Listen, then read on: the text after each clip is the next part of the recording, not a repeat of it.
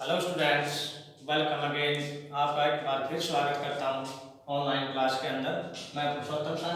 आज हम इसी वीडियो लेक्चर के अंदर टेंस का थर्ड पार्ट फ्यूचर टेंस के सेकंड पार्ट के बारे में डिस्कस करने जा रहे हैं, जिसको आप फ्यूचर कंटिन्यूअस टेंस कहते हैं। फ्यूचर कंटिन्यूअस टेंस, कंटिन्यू का अर्थ होता है निरंतर या लगातार चलते रहना। यदि इसकी पहचान की बात की जाए कि कैसे पहचाना जाएगा कि ये सेंटेंस फ्यूचर कंटिन्यूअस टेंस का है, हिंदी में इसकी पहचान होगी रहा होगा, रही होगी, रहे होंगे। यदि हिंदी के वाक्यों के अंत में रहा होगा, रहे होंगे, रही होगी, जैसे वे जा रहे होंगे, वे खेल रहे होंगे, वे नाच रहे होंगे, वह कूद रही होगी, वह सो रही होगी, तो वो वाक्य है फ्यूचर कंटिन्यूअस टेंस का है। यदि इंग्लिश लैंग्वेज के अंदर बात की जाए तो इंग्लिश में इसकी पहचान क्या मिलेगी? Subject will be plus verb के first form with ING plus object. Object हो भी सकता है और नहीं भी। शैल और विल का पहले यूज होता था, लेकिन मॉडर्न इंग्लिश के अंदर शैल का यूज बंद कर दिया गया है। केवल विल का ही यूज होगा, चाहे फर्स्ट पर्सन है, चाहे सेकंड है या थर्ड पर्सन है, सभी के साथ विल ही आएगा। फॉर एग्जांपल सिंपल सेंटेंस के अंदर जैसे वह क्रिकेट खेल रहा होगा, वह क्रिकेट खेल रहा होगा, हिंदी के वाक्यों के अंत में रहा होगा, तो कौन सा टेंस हुआ? Future continuous tense. इसको जब इंग्लिश में कन्वर्ट करते हैं सब्जेक्ट, सब्जेक्ट क्या हुआ है? सब्जेक्ट हमारा कोई नाउन या प्रोनाउन होता है, कोई संज्ञा या सर्वनाम होता है। ही, उसके बाद helping verb will be, he will be. खेलना प्ले, प्ले के साथ ING, he will be playing, PLAYING playing. क्या खेल रहा है? Cricket, CRICKET, he will be playing cricket. Cricket से पहले कोई आर्टिकल यूज नहीं होगा, यानी कि खेलों के साथ कोई आर्टिकल यूज नहीं होता। हिंदी के वाक्यों में तो क्रिया लास्ट में होती है और इंग्लिश के वाक्यों में क्रिया होती है जो वाक्य के बीच में होती है। सीता रामायण पढ़ रही होगी, नेक्स्ट हमारा एग्जांपल है सीता रामायण पढ़ रही होगी, रही होगी। इससे भी पता चल जाता है कि ये वाक्य पास्ट और फ्यूचर कंटिन्यूअस टेंस का है। सीता, सीता क्या हुआ? हमारा सब्जेक्ट। क्या है? सीता नाउन है, प्रॉपर नाउन है, किसी लड़की का नाम है। सीता विल बी रीड पढ़ना, READING, रीड के साथ ING. Sita will be reading Ramayan, the Ramayan, RAMAYAN। Ramayan से पहले दिया क्यों? क्योंकि रामायण एक होली बुक है, पवित्र पुस्तक है, धार्मिक ग्रंथ का नाम है। थर्ड हमारा एग्जांपल है दिलकुश सो रहा होगा। दिलकुश क्या है? ये भी प्रॉपर नाउन है, व्यक्तिवाचक संज्ञा, किसी व्यक्ति का नाम है, किसी लड़के का नाम है, किसी बच्चे का नाम है। Dilkush DILKUSH, Dilkush will be sleeping, SLEEPING, Dilkush will be sleeping. हमें ये कंफर्म नहीं हुआ कि दिलकुश कहाँ सो रहा है, बेड पर सो रहा है या कहां पर सो रहा है। हमें सिर्फ इतना कंफर्म हुआ कि दिलकुश सो रहा होगा, दिलकुश विल बी स्लीपिंग। ये तो थे हमारे सिंपल सेंटेंस। यदि इंटरोगेटिव सेंटेंस की बात की जाए, इंटरोगेटिव सेंटेंस जिसको आप प्रश्नवाचक वाक्य कहते हैं, मैं पिछले वीडियो लेक्चर में आपको विस्तार से बता चुका हूं। किसी भी टेंस का प्रश्नवाचक वाक्य है तो उस टेंस की जो हेल्पिंग वर्ब होती है वो सब्जेक्ट से पहले यूज होगी। जैसे क्या वे जा रहे होंगे, जा रहे होंगे, क्या वे जा रहे होंगे, रहे होंगे। क्या विल, हेल्पिंग वर्ब क्या है फ्यूचर कंटिन्यूअस की? विल। हेल्पिंग वर्ब क्या यूज होती है? Will be. फ्यूचर कंटिन्यूअस की हेल्पिंग वर्ब होती है विल बी। किसी भी टेंस की जो हेल्पिंग वर्ब है वो सब्जेक्ट से पहले वे क्या है? सब्जेक्ट है। सब्जेक्ट क्या नाउन या प्रोनाउन है? विल दे बी गोइंग, जाना, गो के साथ ING, will be they going, will they be going, या फिर ऐसे कह सकते हो विल बी दे गोइंग या विल दे बी गोइंग, क्या वे जा रहे होंगे। नेक्स्ट एग्जांपल है, क्या अध्यापक पढ़ा रहा होगा, पढ़ा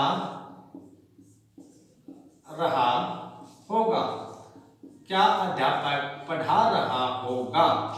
लास्ट में साइन ऑफ इंटरोगेशन है, प्रश्नवाचक वाक्य है, तो हेल्पिंग वर्ब जो विल लगता है उसको सब्जेक्ट से पहले, सब्जेक्ट क्या है, अध्यापक है, पढ़ाने वाला कौन है, कोई मास्टर है, टीचर है, तो कोई नाउन या प्रोनाउन है। विल टीचर क्या पढ़ा रहा है, ये कंफर्म नहीं है हिंदी पढ़ा रहा है, संस्कृत पढ़ा रहा है, इंग्लिश पढ़ा रहा है, एसएस पढ़ा रहा है, सिर्फ ये कंफर्म है कि क्या अध्यापक पढ़ा रहा होगा। Will teacher teaching, TEACHING, last में sign of interrogation. Will teacher teaching, क्या अध्यापक पढ़ा रहा होगा। बात आती है नेगेटिव सेंटेंस की। यदि नेगेटिव सेंटेंस का स्ट्रक्चर देखा जाए तो उसका ढांचा क्या होता है, किस प्रकार से उसको इंग्लिश में कन्वर्ट किया जाता है। देखिए, subject plus will not be plus verb के first form with ING plus object plus full stop. Object दिया कंपलसरी नहीं है, यदि दिया हो तो लिखना है, यदि नहीं दिया तो नहीं लिखना। नेगेटिव सेंटेंस का स्ट्रक्चर है ये NEGATIVE, negative sentence SENTENCE। Negative sentence का जो स्ट्रक्चर है, subject will not be plus verb के first form with ING plus object plus full stop. जैसे वे नहीं खेल रहे होंगे, नहीं खेल रहे होंगे, रहे होंगे, ये तो कंफर्म हुआ कि रहे होंगे, फ्यूचर कंटिन्यूअस टेंस का वाक्य है।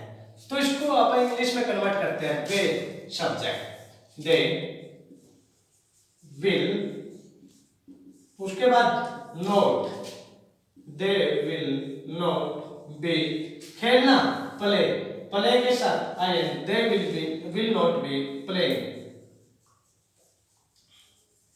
नेगेटिव सेंटेंस के अंदर हमेशा नोट थर्ड नंबर पर आता है, तीसरे स्टेज पर आता है, तीसरे नंबर पर आता है। देखिए दूसरा एग्जांपल,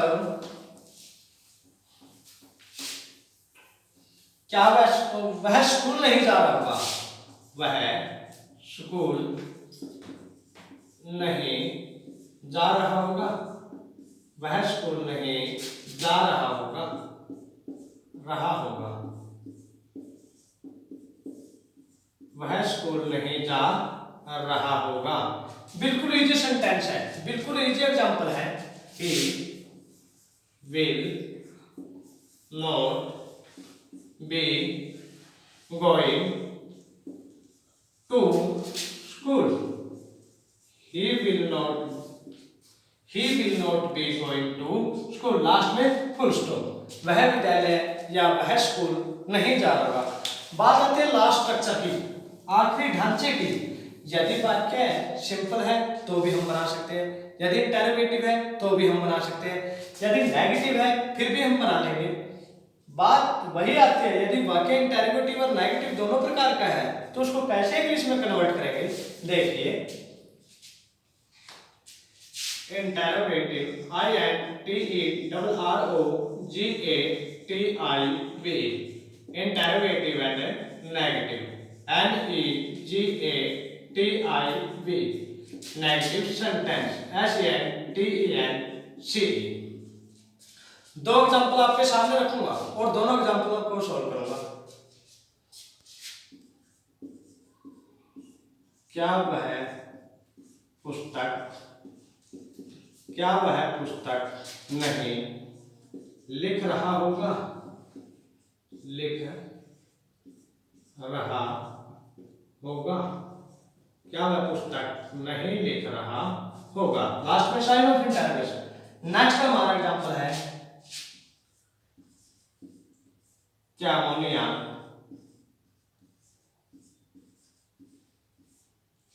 गीत नहीं गा रही होगी, गा रही होगी। देखिए डियर स्टूडेंट, दोनों वाक्य इंटेरोगेटिव भी है और नेगेटिव भी है, क्या वाला भी है और नहीं वाला भी है। इस वाक्य को कन्वर्ट करते हैं विल। पिछले एग्जांपल में मैं बता चुका हूं कि क्या वाले वाक्यों के अंदर जो उस टेंस की हेल्पिंग वर्ब होती है वह सब्जेक्ट से पहले ली जाती है।